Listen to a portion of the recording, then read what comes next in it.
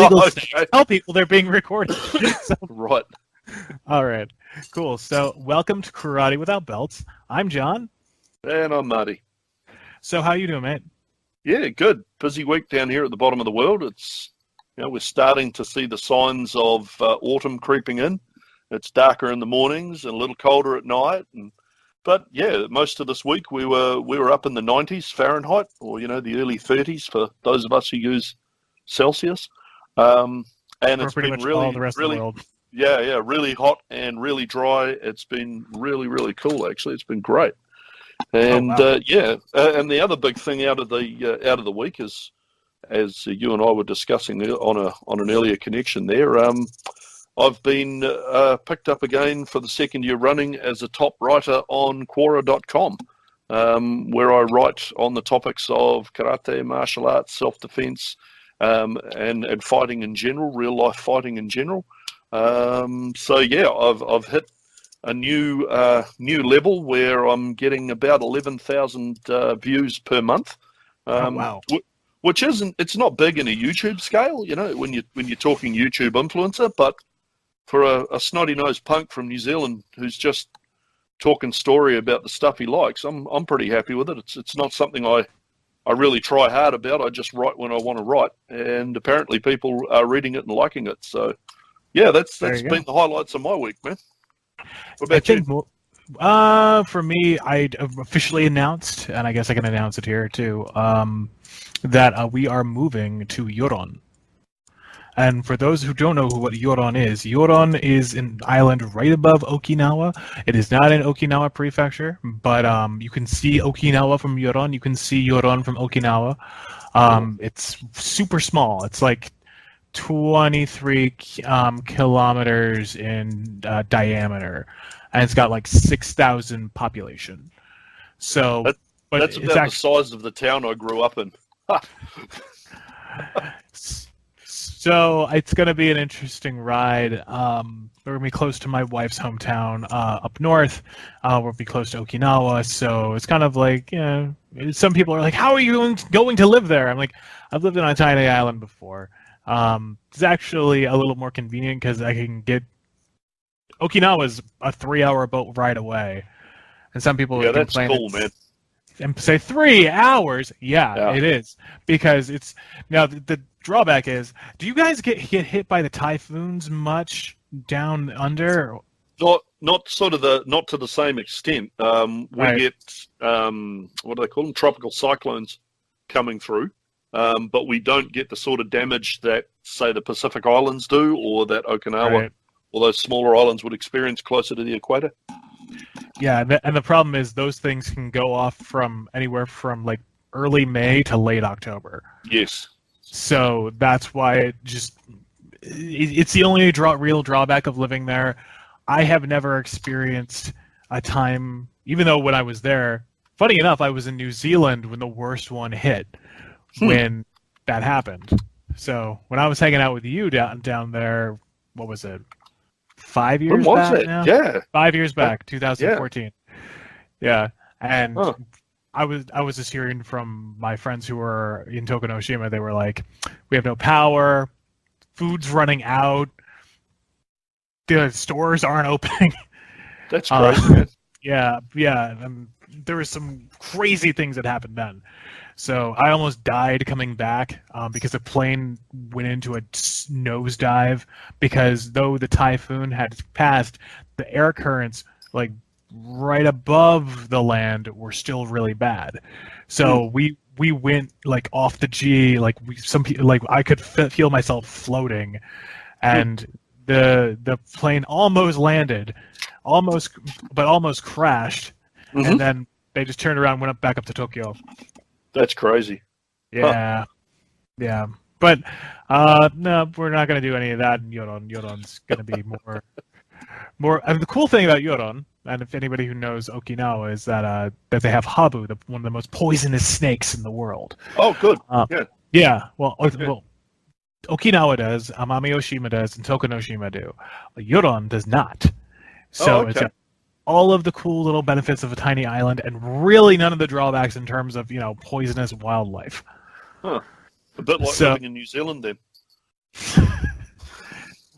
Well, what New Zealand doesn't have anything. Nope. No.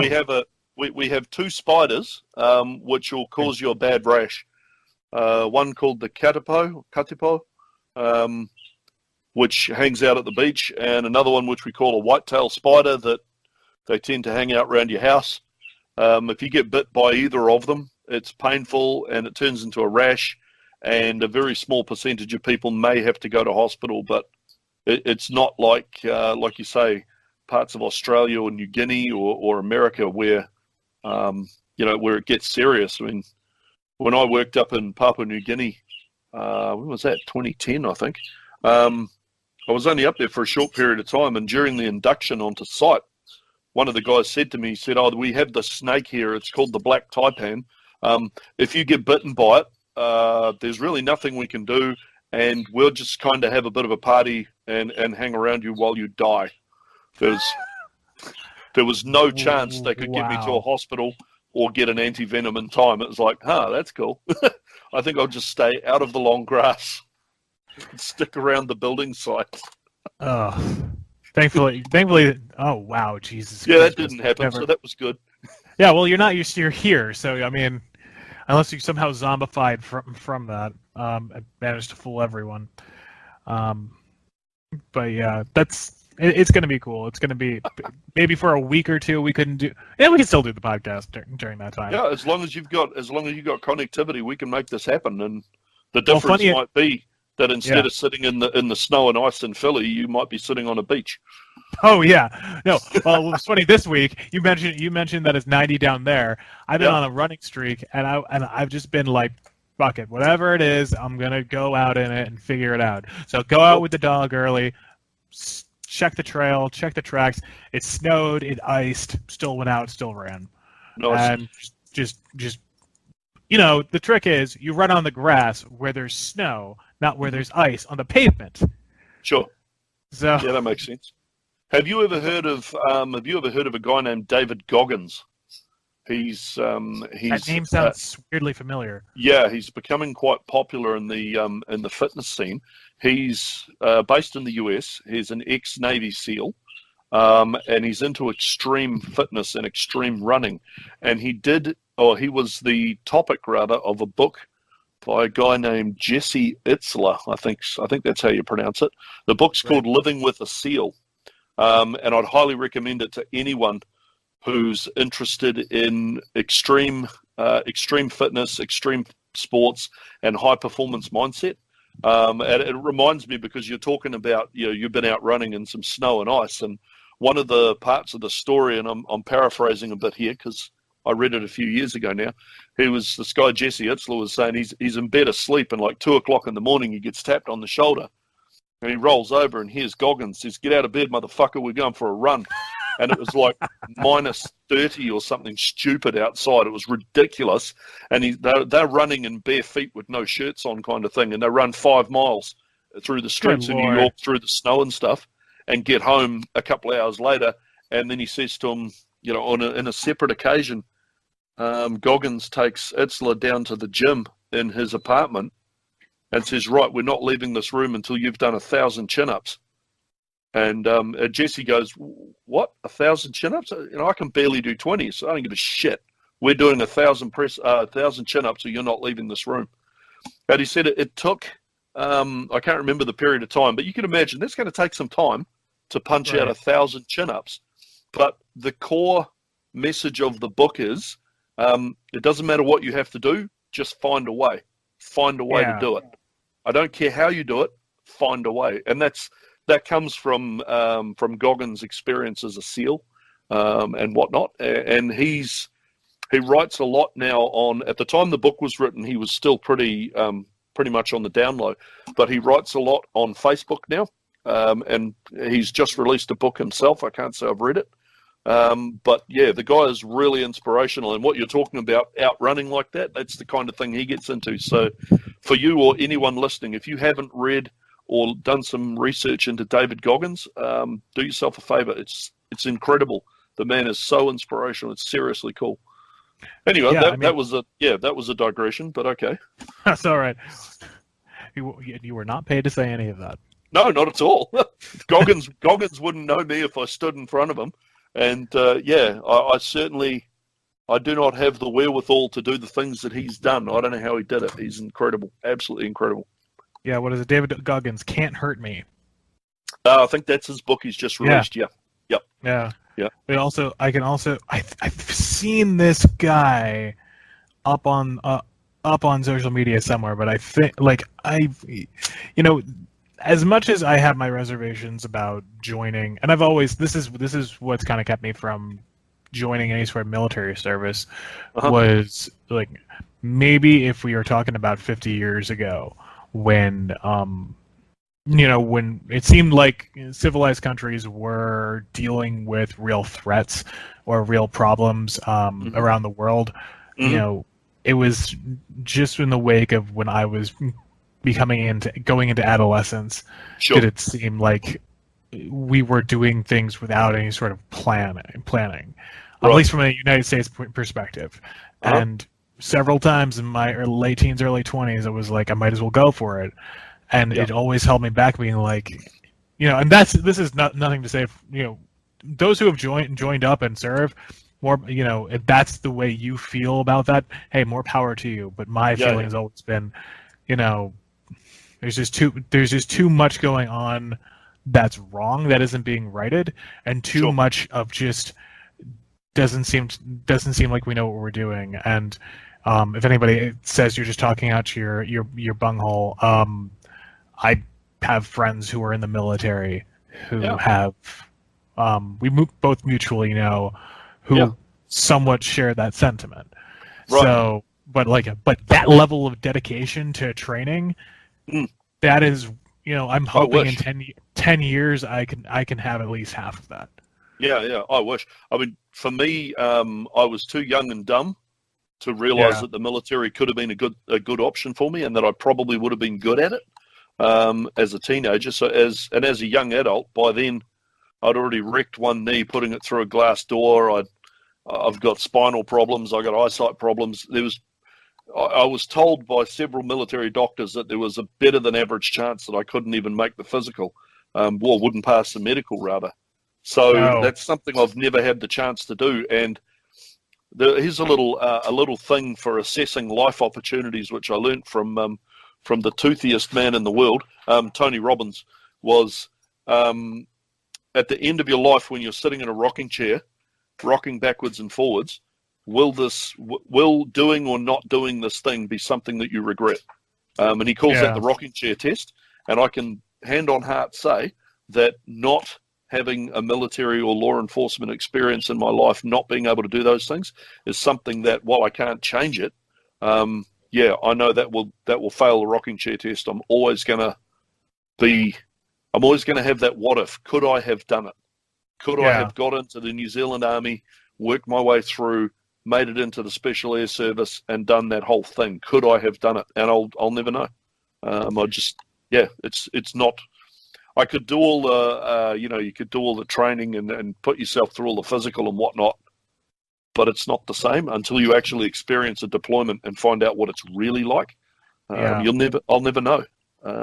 So all those guys who do that, let's take another moment for a shout out here to anyone wearing a uniform anywhere in the world, man. Mad respect. I wish I could have had the opportunity, and you make the most of it, and I hope it works out safe for you. Yeah, definitely. And I hope they're not being, I feel members of my family were put in situations where they didn't need to be, for reasons that, later on were proven to not have had any have held any water. Sure. And we just hope you don't feel disillusioned and you get home safe. Yeah, absolutely. Yeah, well said. Anyway, we went okay, we went there. Why don't we stop digressing and actually talk about what we came here for?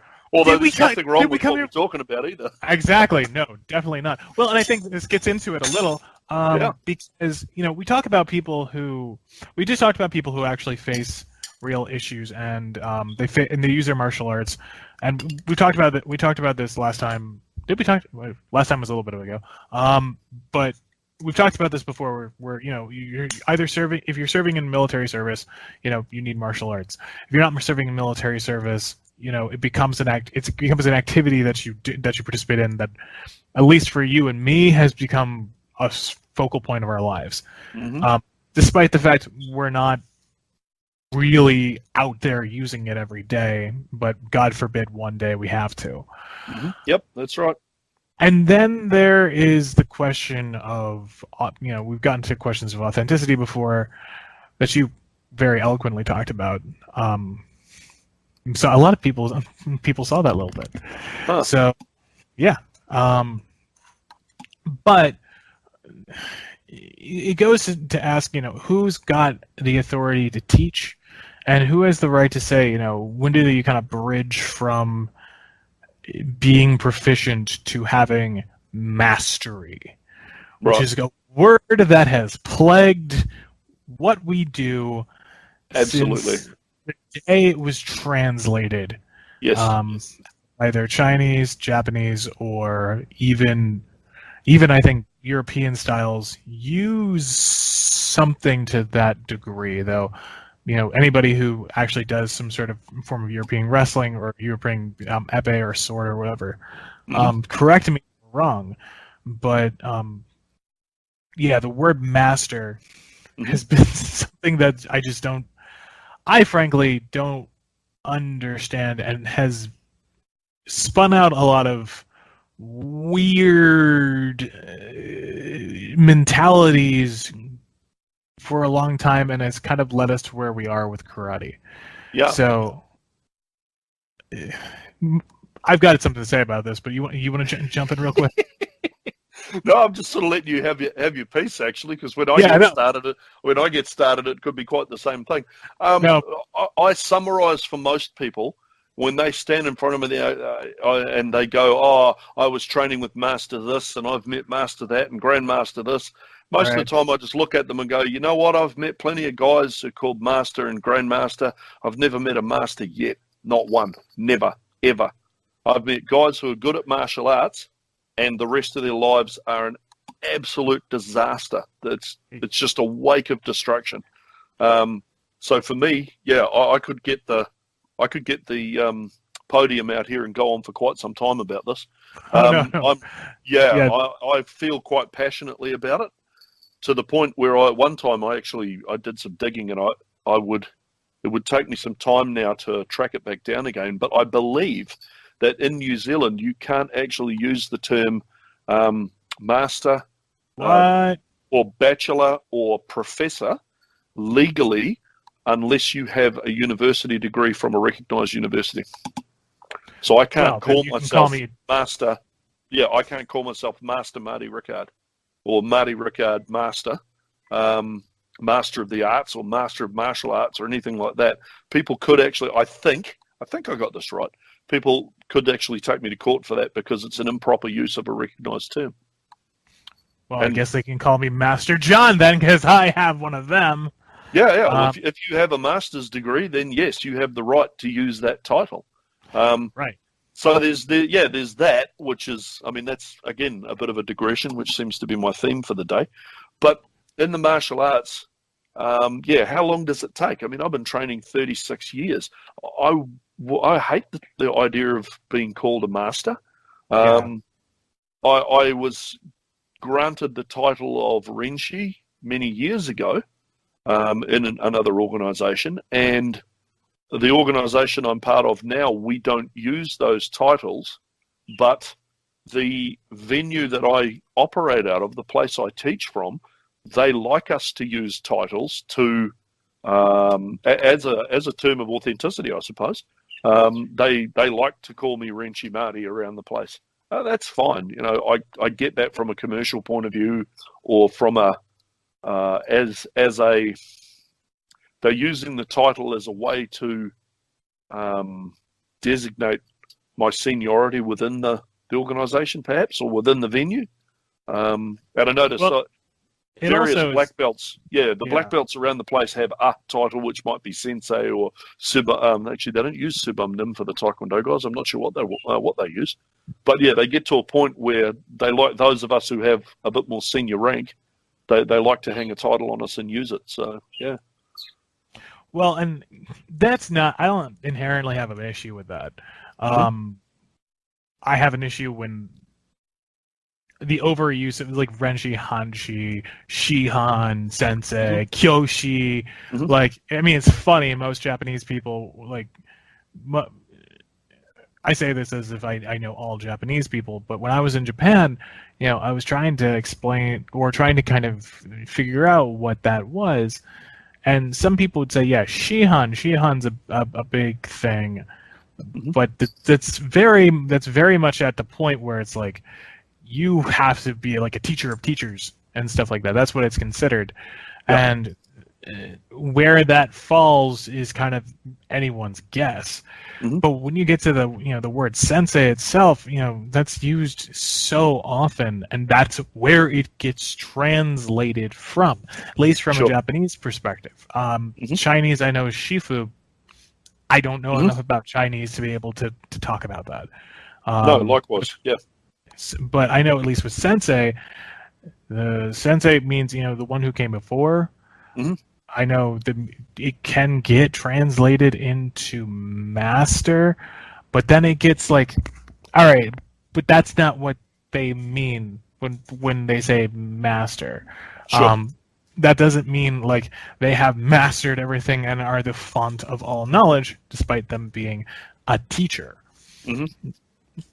Maybe at one point that was the case, but I mean, you walk into a dojo, it's a sensei. You walk into an elementary school, it's a sensei. You walk into a doctor's office, they're a sensei. So you wouldn't. All three places are very different, and all of those three places don't have this overarching reverence that they have. And then now, when it was translated into English as master. Because it's kind of weird in English for us to say, Marty teacher. Yeah. Or teacher Marty. It's weird for us. It's weird for us, but in most other languages, they're fine with saying teacher. When they talk to you, I teach ESL. So many people call me teacher every day. And despite the fact I tell them don't do that because it doesn't make that much sense in English. Yes. I guess that under New Zealand law, they should call me master, but that's a different story. Yeah, no, I don't think it quite works that way. Yeah, but I do know that I don't think I can go out there and promote myself as a master, given that I don't have a certificate that says that. But you can call yourself professor either. No, I can't. No, and that one, yeah, that's right. And that one's another one that's interesting because in some the history of some arts, and I know BJJ is one, and some of the Filipino arts are the others, where professor is a term that they throw around and they use for capable, skilled instructors. One of the guys who operates out of the venue I operate out of holds that rank. He's or that title rather. He's called professor. And I sort of don't have a problem with it in that regard. But then I know of other guys who have the highly questionable PhDs issued by my circle of friends who I paid to call themselves a 10th Dan PhD in martial arts. Fuck off, What man. the hell does that mean? Yeah, you can't serious. have 10th I'm not PhD. kidding. Yeah, I'm not kidding. And that particular circle of friends is not far from your location, actually. And these dudes are going around saying, well, I'm a 10th degree black belt. I have a PhD and a professorship in martial arts. No, you don't. You didn't do what's required to call yourself a PhD, a doctor, or a professor. Get the fuck out of here. Well, do they have and I think they have a publishable thesis? Yeah, that's my point. And I think that cheapens. It's an insult to people who actually have PhDs and have done the work, and it cheapens. It makes the whole martial arts a bit more of a joke. Actually, that's my thoughts on that. Well, and here's the thing: you're talking about BJJ and BJJ, which has Brazilian jiu-jitsu. Brazilian jiu-jitsu. I'm going to confirm this with my Portuguese and Spanish-speaking students. Sure. But and anyone feel free to correct me on this. but el professor and teacher more or less mean the same thing if you translate them. So translated in English, professor, I guess, to make it a little more easier for everyone to get involved with. If you're an English speaker or a Spanish speaker, you're a Portuguese speaker, makes sense in that regard.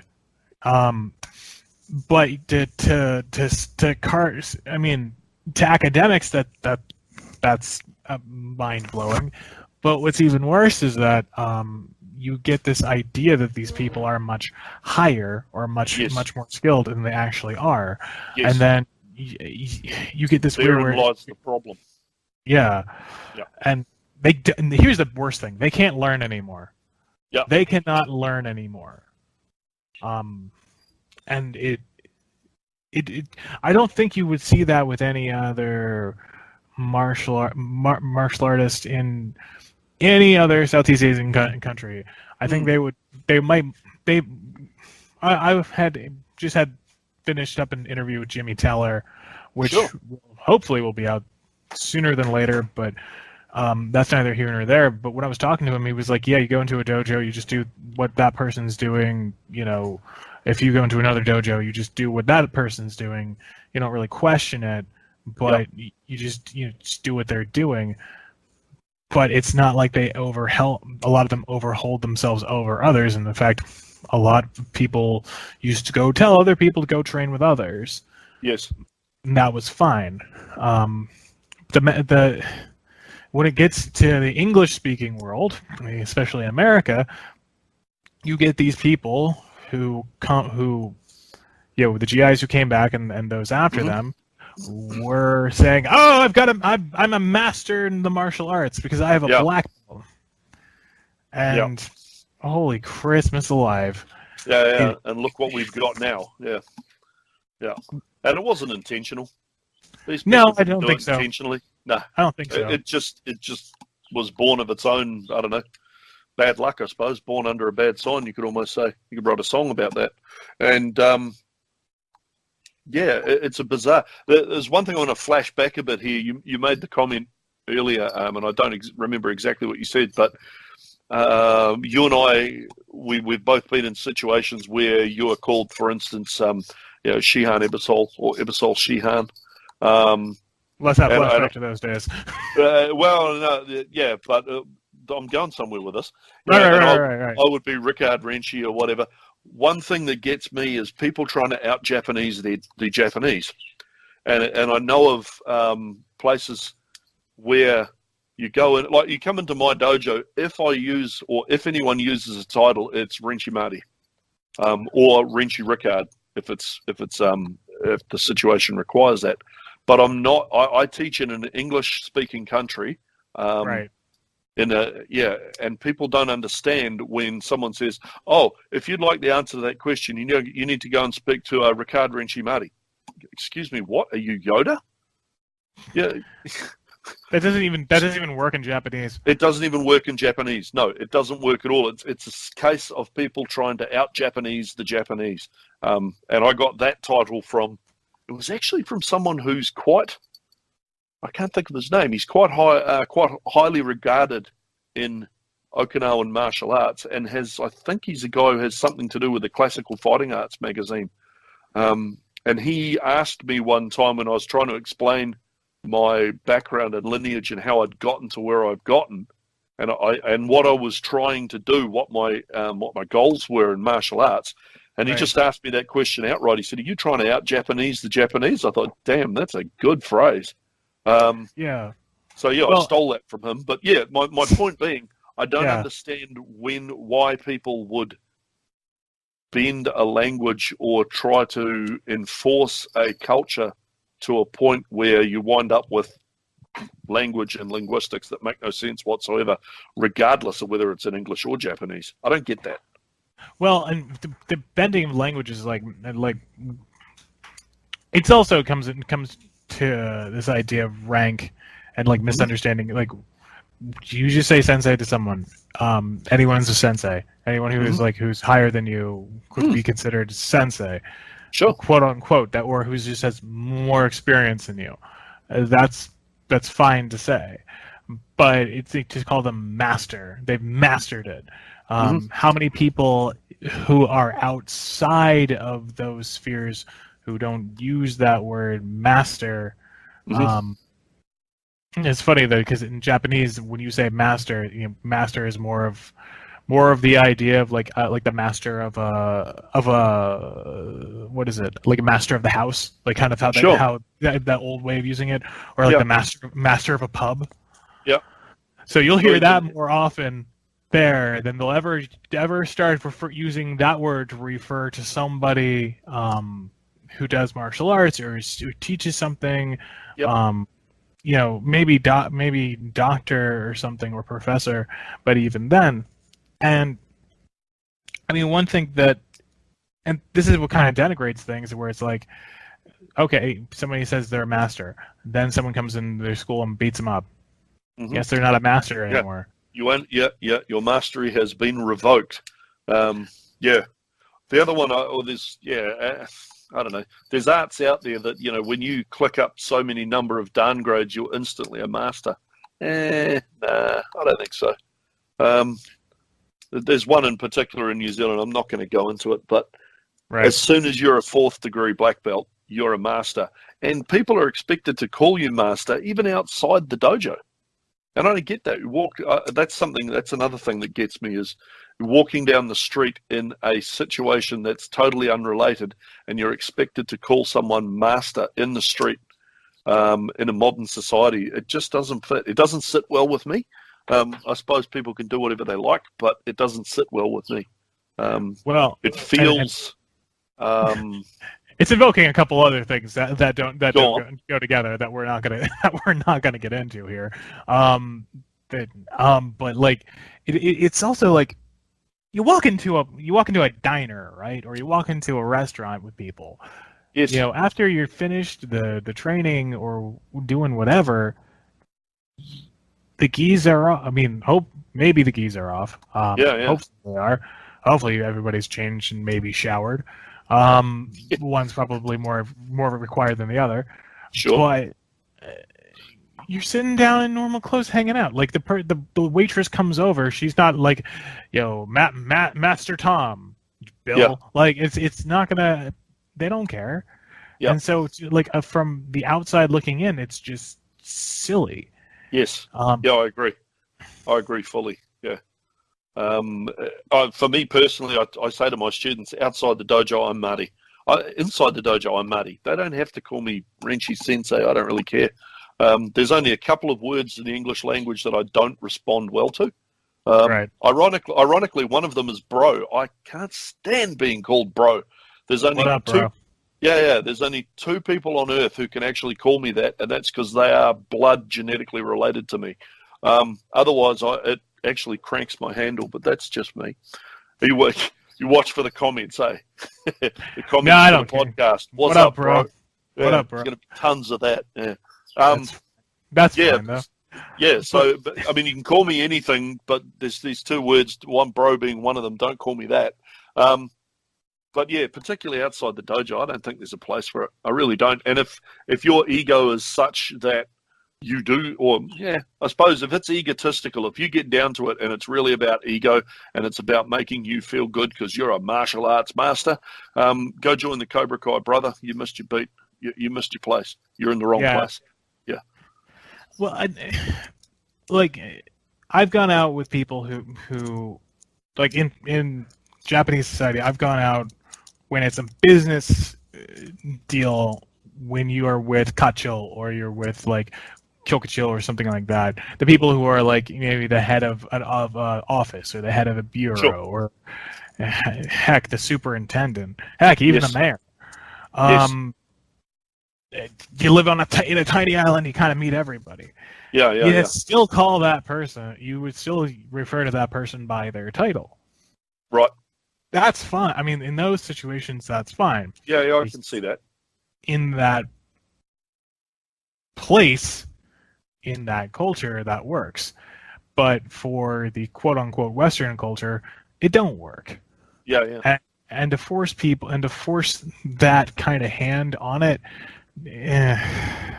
I don't see it see it working out. I see more in the future us leaving that behind, and I just hope. I wish some people would be a little more honest with just introducing people to this in the right way, and not the wrong.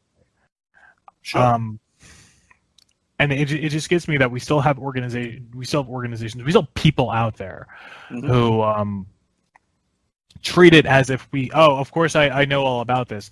When nowadays, maybe 20 years ago, you could have gotten away with that. I think that was that's probably the last time you could, because nowadays you can get just easily fact checked. Yeah. Hell yeah. Yep.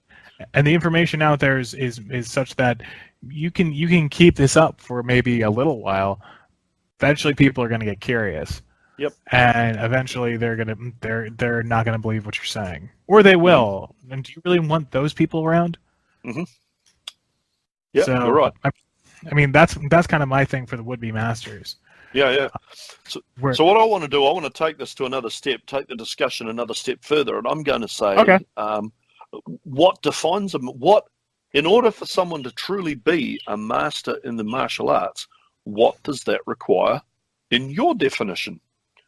So for me, because martial arts these days, there's people who are studying martial arts because they want to fight, perhaps UFC, something like that, a sports-related following of martial arts.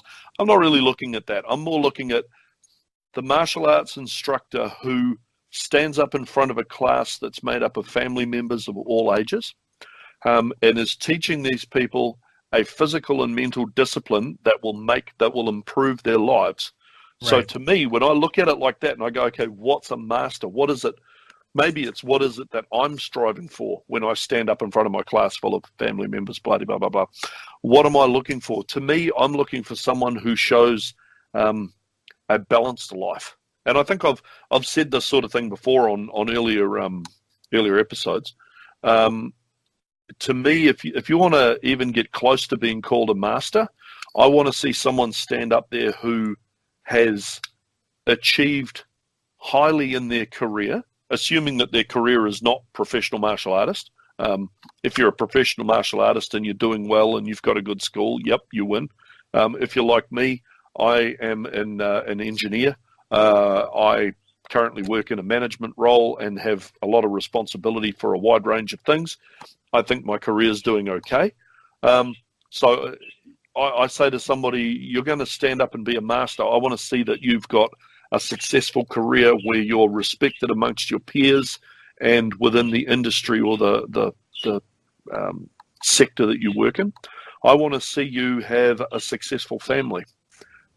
If you choose to be single, that's fine. If I don't care how you define family, but I think you need to have a successful family. You need to have, a good partner, wife, whatever it is these days. Your kids have done well.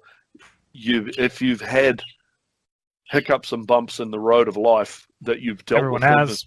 Everyone has. Yeah. That you've dealt with them in a way that fits what society expects. So you've done well in your career. You're doing well in life. You've done well in your family. You do well financially. You pay your bills on time. You've got money in the bank. You're not scrapping from week to week, eating out of rubbish bins, or borrowing money and not paying it back. Those kinds of things. That requires you've got a martial arts skill. Yeah, I think so. Yeah, those things all coming together. How you present yourself. Are you articulate? Are you capable? Do you show intelligence? Do you study? Are you well-rounded? That, if someone stands in front of me who meets those requirements, who meets those things, I'm more likely to respect them as a master than I am for someone who simply has a 7th dan and hasn't really achieved anything else successfully in their life. That's my take on it. What's your thoughts, man? How do you look at it? Well, I mean, I would more or less concur with that. I mean, look, everyone's kind of where they are in life. You can't really help that. Sometimes people get to that level and then things don't work out, or things diminish or fade away. Things get derailed. Your plans get derailed. Yeah. How well can you come back? How well can you bounce off? How are you seven going times down, 8 times up, right? Yeah. Well, yeah, I think that's right. But it's how can you survive that and still push forward? Because I'll be honest, it doesn't matter that the rank or whatever, because you can still. I've seen people who lasted in schools for ever and an age, and they know what's going on. They don't make any waves. They don't really care. There's people who've come and gone, have made all sorts of waves, made all sorts of noise. But to me, that if you want to call somebody a master, it's that person who will continue to go. Maybe they are not going in the same way they were before. Maybe they're doing something different now. Maybe things are completely different from where they started. Maybe they're not where they want or even are supposed to be. Because that's life. Yeah. But if they continue, if they keep going, if they didn't give up, and they can still be examples to people who are around them, because hell, let's face it, we're not talking about above and below anymore. There's just the people who are around them. I've had students like that. I'm happy to say. You don't have to be the guy standing out in front of the class imparting the knowledge. A master can very easily be the lowest student in class who just keeps walking through the door. Yeah, I agree with that, man. Keeps walking through the door, but has got their shit in a pile, in a wide viewing sense. They know which way up is. Yeah, you're right. I like that. I like that a lot. And the pile isn't on fire. Yeah, well, that's a big thing too. Yeah. Because because you just have these, like you've said before, people who can't hold things together, and this is the weird thing too. And I'm not calling anybody particular out, so don't even try to start looking at it. But and I've been talking about this with my work students a lot. Is that social media is kind of redefining things. Such to the point that people can just kind of snap a couple pictures or take a video or something like that and make it look like that's, present themselves in a certain way. Absolutely. And to people who are viewing from the outside, that's all they can see and know.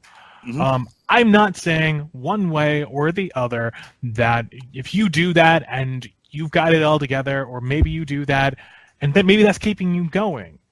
And that's keeping you sane among whatever the myriad of stuff life's been thrown at you. I'm not saying one way or the other on it, because everyone, including us, uses social media these days. But if where was I going with this? But if you're just kind of snapping the pictures and being like, yeah, I've really got it made, and then you just sit down and veg out for the rest of the time, you're not really there, and eventually people are going to be able to poke a hole or two through that and say, no, you're not really there. I can say that about myself too. I remember a time when it was hardcore training all the time. I was able to put 24/7 into it, whatever. And then life hit back in a hard way, but you know what? I got up this morning, did kata, went for a run over some ice. That's better than the person who didn't. Yeah, that's right. And I'm not saying I'm a master, but I'm saying the attitude, it's more of the attitudes and the behavior than necessarily that knowledge. And I think, and this is the funny thing, I think knowledge doesn't really come and go. It just gets buried. And when you're in that mode of doing martial arts, and a student or just is training, it comes back out. And it won't come back out the same way twice. Yep. So if you can make it's like playing the piano. If you make it come out in interesting and good ways, several different times in several different ways, Yeah. Yeah, then you're onto something, right? Yeah. I think that's where I was going with that. Yeah. Yeah. We've Yeah. covered a I whole mean, bunch of stuff. that's what I'm trying to do. Yeah, We'll only have so much time, Marty. I know. Oh Lord, your name is Marty. Yeah, that's me. Marty, Marty. Yeah, We've got to get back to the DeLorean. that's it, man. That's it. Oh wow, it took me 15 years to figure that out and to make that connection. There you go. Yeah. Um, Yeah, and at work I get called Morty, and that kicks off the Rick and Morty jokes, and yeah, it's good. I like it. It's a good thing. Hey, Rick and Morty's good stuff. Yeah. I was gonna tie that back to like, if you've ever watched the show Archer. That was the topic of discussion this morning. My life is less fulfilled now that I've seen every episode of Archer. I need to start watching them again. Carry on. Well, no, that's fine. But it's just Archer's one of the first episodes where one of the other people in there is like, "Am I going to learn karate?" And then he just laughs and says, "What? The Dane Cook of martial arts?" And I'm like, yeah, I mean, because of this exact mentality that comes out of using that word. Yep. And that has sprung forth all of the variety of parodies and mockery that boxing doesn't deal with that. Other stuff doesn't deal with that. Yet, because of this one thing that we happen to carry that's a leftover of a leftover of a leftover of a mistranslation, no honest person can start doing karate without dealing with that. Yeah. And look, Dane Cook had some funny jokes. So you know what? I'll be honest. I've just had to Google who the hell Dane Cook even is. I've never heard of the guy before. That shows how popular he was down in New Zealand here. But you're right, and that's a whole different thing. That's a good topic for our next podcast. Could be, how do we remove that whole stigma? You know, what does karate need to do to become, what do you call it? Get realised as a practical martial art again, perhaps, or win back some fans at the very least. Well, and it's gonna have to come on several fronts. Sure. And it's gonna look differently in different places, because from our perspective we deal with that. But from like a Japanese perspective, it's sport. Yes. And it's just not stopped being that. Yes. And Okinawans don't like it, but that's an older generation. Yes. So interestingly enough, for me, when I was teaching the one or two students I had when I was in Japan, they were like, "Wait, this is practical? Kata can be used for self-defense?" Use this? Yeah. Yeah. Okay. Yeah. Which I was like mind-boggled by, because I was like 3 islands up from Okinawa. Yeah. You couldn't get a lot closer, could you? I mean, I am now, but still. Well, you are now, but at the time, you couldn't get a lot closer. Wow. Huh. So there's that. There you go. I think we might just transition to kind of a wrap up. I've got. Unfortunately, I have. It's as weird as it is for me on a weekend. I have places to be shortly. So. Sweet Christmas. What are you up? We're good. Actually, I'm going over to see Mum and Dad. Okay. My parents live across the other side of town, and I have some of New Zealand's best bacon to take them. My wife was out touring the country during the week, and she came back with a massive pile of bacon, and it's very good bacon. And we all know that all bacon is good bacon, but this is particularly good bacon. So I'm going to deliver bacon to my parents and educate them on a couple of other things about the modern world. And So with Mum and Dad both, exactly. With Mum and Dad both being well over 80 years old, sometimes there's a few things in the modern world that challenge them. So occasionally, as the youngest and tech-savvy son, I get dragged in to reprogram the alarm clock, or set up the VCR, or whatever the case may be. So wait, they're still using a VCR? No, I'm just using that as an example.